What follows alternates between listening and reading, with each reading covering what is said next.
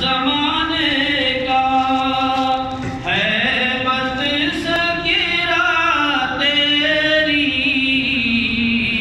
ہر بت بت خانے سے آقا تیرے آنے سے رنگ بدلا زمانے کا۔ آخری شعر تبتی ہوئی ریتاں پر پڑھ کلمہ بلال تیرا، تبتی ہوئی ریتاں پر پڑھ کلمہ بلال تیرا، انداز نرالا ہے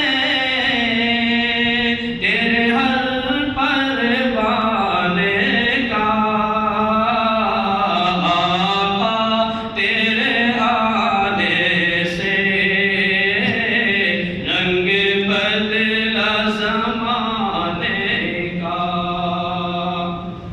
حضرت والا سے گزارش کروں گا اپنے پرمقصد خطاب سے ساتھی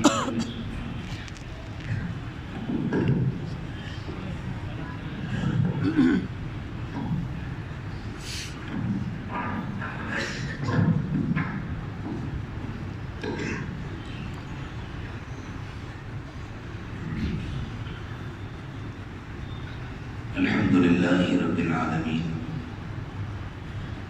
والصلاة والسلام على سيدنا محمد سيد الأولين والآخرين وعلى آله وأصحابه أجمعين، أما بعد فأعوذ بالله من الشيطان الرجيم، بسم الله الرحمن الرحيم،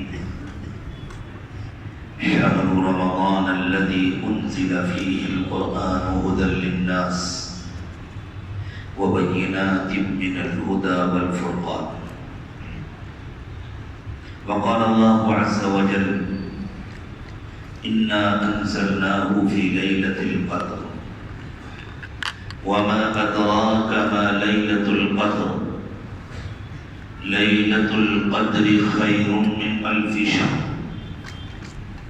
تنزل الملائكة والروح فيها بإذن ربهم من كل أمر سلام هي حتى مطلع الفجر، سبحان ربك رب العزة عما يصفون وسلام على المرسلين والحمد لله رب العالمين۔ اللهم صل على سيدنا محمد وعلى آل سيدنا محمد وبارك وسلم، اللهم صل على سيدنا محمد وعلى آل سيدنا محمد وبارك وسلم، اللهم صل على سيدنا محمد وعلى آل سيدنا محمد وبارك وسلم۔ لیلۃ القدر جس کو ہم اپنی زبان میں شب قدر کہتے ہیں، یہ ہر رات نہیں ہوتی اور متعین طریقے پر معلوم بھی نہیں ہے کہ رمضان میں بھی کون سی رات ہے۔ اللہ کے ہر کام میں خیر ہی ہوتا ہے۔ حضور اکرم صلی اللہ علیہ وسلم ایک مرتبہ لیلۃ القدر کا تذکرہ فرما رہے تھے۔ ایک صحابی نے پوچھا حضور کب ہوتی ہے؟ فرمایا رمضان میں ہوتی ہے۔ حضور رمضان میں کب ہوتی ہے؟ فرمایا آخری عشرے میں ہوتی ہے۔ حضور آخری عشرے میں کب ہوتی ہے؟ فرمایا کسی طاق رات میں ہوتی ہے۔ انہوں نے کہا حضور کون سی طاق رات ہوتی؟ ناراض ہو گئے اللہ کے نبی صلی اللہ علیہ وسلم اور فرمایا متعین کر کے بتلانا ہوتا تو اللہ تعالیٰ بتلا دیتے، زیادہ سوالات مت کیا۔ اس صحابی خاموش، تو متعین نہیں فرمایا نہ اللہ نے نہ اللہ کے رسول نے۔ کچھ نشانیاں بتلائی ہیں رسول اکرم صلی اللہ علیہ وسلم نے، اور وہ نشانیاں بھی جن کو اللہ تعالیٰ کشف کی نظر عطا فرماتے ہیں عموماً انہیں کو نظر آتی ہے۔ ایک نشانی یہ بھی ہے کہ لیلۃ القدر کے گزرنے کے بعد صبح جب سورج نکلتا ہے تو اس میں تیزی نہیں ہوتی، لیکن ضروری نہیں ہے کہ یہ نشانی ہر ایک کو نظر آئے، یہ نشانیاں عموماً اہل کشف کو نظر آتی۔ بعض نشانیاں اور آئی ہیں حدیثوں میں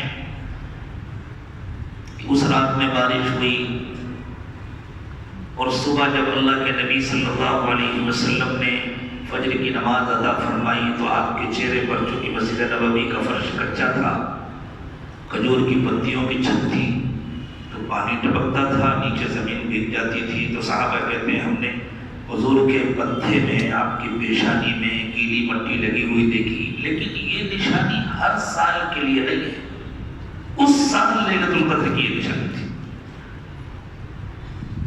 کچھ اللہ کے بندے ہوتے ہیں جن کو ادراک ہو جاتا ہے، ان کے دل محسوس کر لیتے ہیں، لیکن وہ بھی بڑے اونچے مقام کے لوگ ہوتے ہیں، ہم لوگ تو ان کی گرد تک نہیں پہنچ پاتے۔ جن کے قلوب محسوس کر لیتے ہیں اس رات کی نورانیت کو، اس رات کے امن و سکون کو، جب فرشتے آتے ہیں اور عبادت گزاروں سے ملاقاتیں کرتے ہیں تو اس ملاقات اور مصافحے کی ٹھنڈک اللہ کے وہ نیک اور مقبول بندے اپنے دلوں میں محسوس کرتے ہیں۔ کوئی 21ویں شب بھی ہو سکتی ہے، 23ویں بھی ہو سکتی ہے، 25ویں بھی ہو سکتی ہے جو گزر چکی، اور آج کی 27ویں بھی ہو سکتی ہے، اور ایک رات کے بعد جو اگلی رات آنے والی ہے 29 بھی ہو سکتی ہے۔ اللہ تعالیٰ کے ہر کام میں اتنی حکمتیں اور اتنی مصلحتیں ہوتی ہیں کہ بندہ ان سب کا احاطہ نہیں کر سکتا، لیکن جو موٹی موٹی بات سمجھ میں آتی ہے وہ یہ ہے کہ اگر اللہ تعالیٰ متعین کر دیتے تو نفع کم ہوتا، نقصان زیادہ ہوتا۔ متعین نہیں کرنے سے ایمان والوں کا نفع زیادہ ہے۔ کچھ طبیعتیں ایسی ہوتی ہیں کہ وہ گناہ کیے بغیر رہ ہی نہیں سکتے، چاہے جیسا موقع ہو، چاہے جون سا دن ہو، چاہے جو رات ہو۔ اگر لیلۃ القدر متعین ہوتی اور کوئی مسلمان اس میں بھی گناہ کرتا تو اس کی بدنصیبی کا کیا عالم ہوتا۔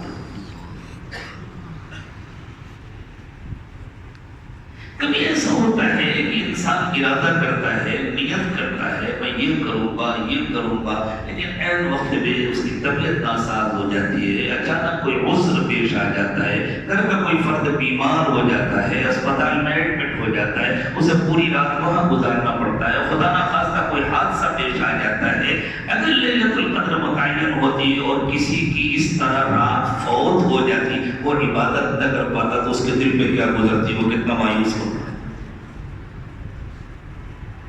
ابھی تو اگر کوئی ایک رات کسی وجہ سے چھوٹ گئی تو آدمی کو امید تو ہوتی ہے نا، شاید یہ ہو شاید یہ ہو۔ پھر اگر متعین ہوتی تو ہم مسلمانوں کا کتنی آسانی سے جشن کا مزاج بن گیا ہے، ہم عمل نہیں کرتے، جشن کرتے۔ یہ 27ویں کا جشن ہے، اتنا بڑا مجمع ماشاءاللہ، اتنی رات، اور نہیں متعین تب تو ہم 10 بجے نماز کرتے ہیں، متعین ہوتی تو شاید رات میں 1 بجے کرتے ہیں۔ یہ فلسفہ میرے سمجھ میں نہیں آیا، میں ان حضرات سے معذرت چاہتا ہوں، یہ میرا ذمہ داری ہے، میری دینی فریضہ ہے کہ میں اس پر پھر کہوں۔ میں نے گزشتہ سال بھی کہا تھا یہ آپ کا 10 بجے رات کا فلسفہ میرے سمجھ، آپ کا انتظام ہے، ہم اس میں مداخلت نہیں کریں گے، ہم نے پہلے بھی مداخلت نہیں کیا، اس لیے میں نے کوئی رائے نہیں دی تھی، ہم آئندہ بھی مداخلت نہیں کریں گے۔ اگر یہ عبادت کی رات ہے تو اور 15 منٹ پہلے سے شروع ہونی چاہیے نا، عبادت اس تاخیر کا کیا مطلب؟ اور اگر آپ مجمع کا انتظار کرتے ہیں، مجمع زیادہ آئے گا تو 100% تو ابھی بھی نہیں آیا، فجر تک انتظار کیجئے، 100% نہیں آئیں گے۔ جن خوش نصیبوں کو آنا ہے وہ آئیں گے، جن کو نہیں آنا وہ نہیں آئیں گے۔ بہرحال آپ کا انتظامی معاملہ ہے، لیکن یہ معمول اچھا نہیں ہے۔